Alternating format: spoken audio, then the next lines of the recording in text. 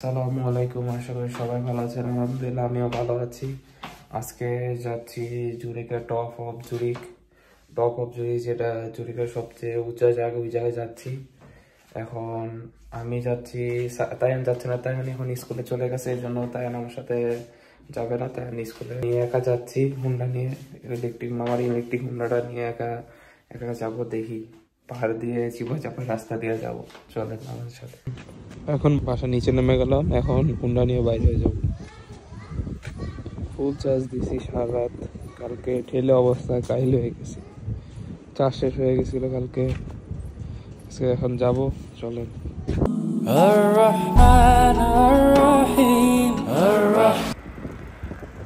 এখান থেকে এখন পাহাড় দেখা যাচ্ছে, এটার উপরে উঠতে হবে, এটার উপরেই টপ অফ দ্য জুরিক। এখন আবার এদিক দিয়ে উঠতে হবে ভাই।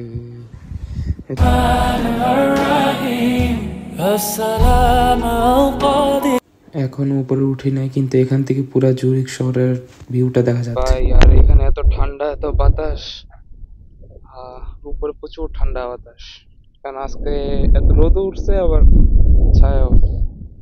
আর এখান থেকে পুরা জুরিক শহরটা দেখা যায়, এখনই দেখা শুরু হয়ে গেছে। আর উপরে গেলে আর কত না সুন্দর। আর উপরে He's the one who's got power over all. প্রায় আধা ঘন্টার রাস্তা আছে আরো। পুরো জায়গাটার ভিউ অনেক সুন্দর, এত পুরোটা এত সুন্দর লাগে উপরে। এখান থেকে তো অর্ধেক জুরিকটাই পুরো দেখা যাচ্ছে, বুঝা যাচ্ছে নাকি বলতে পারি না।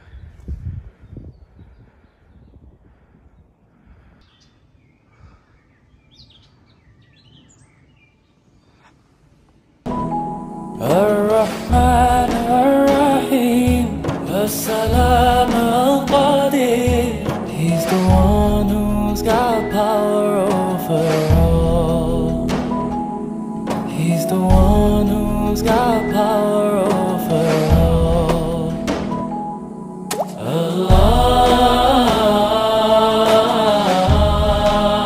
আর পিছনের ভিউটা এত সুন্দর যে যা বলার মতো না।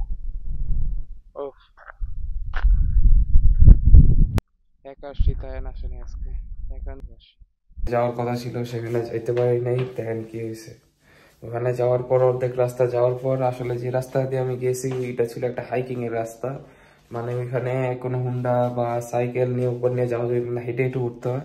আর ওইটা পুরো ছিল জঙ্গল, ভাঙ্গা চূড়ার রাস্তা ছিল, ছিল, উঠতে পারি নাই। আর জায়গাটা এত ভয়ঙ্কর ছিল, আশেপাশে কোনো মানুষ ছিল না, কেউ ছিল না। হাইকিং ঠিক আছে ভাই, আমি হাইকিং করা সম্ভব না আমার পক্ষে, ওখানে বাজে অবস্থা। পরে আমি উল্টা ঘুরে আসি আবার।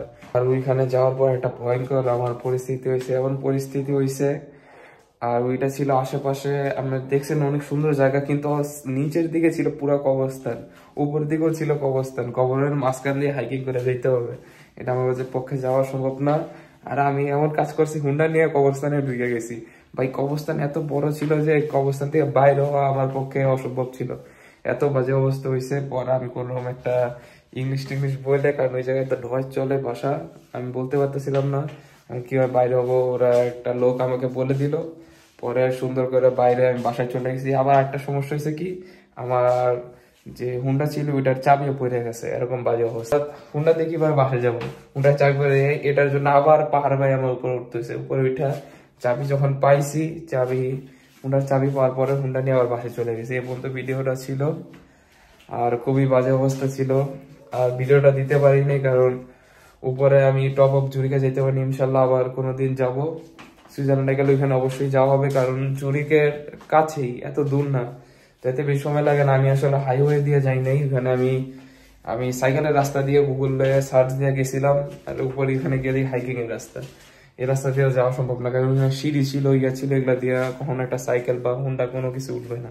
ইনশাল্লাহ আবার কোনোদিন যাবো ওইখানে, কারণ আজকে আমার শেষ দিন, কালকে আমি সুইজারল্যান্ড থেকে পর্তুগাল আবার চলে যাচ্ছি।